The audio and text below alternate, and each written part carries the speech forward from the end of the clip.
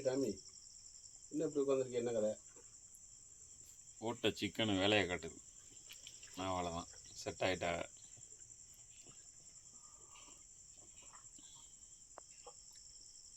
Pass எந்திரிங்க pass, வீட்டு காவல் காய்க்கணும்.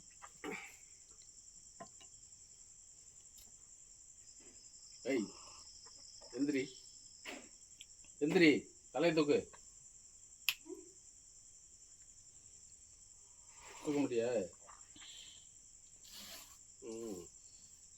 தூக்கம் வருது. தூங்கிருச்சுங்க.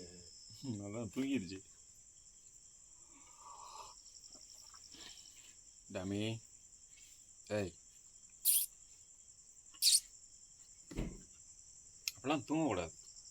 வீட்டு காவல் காக்கணுமா இல்லையா?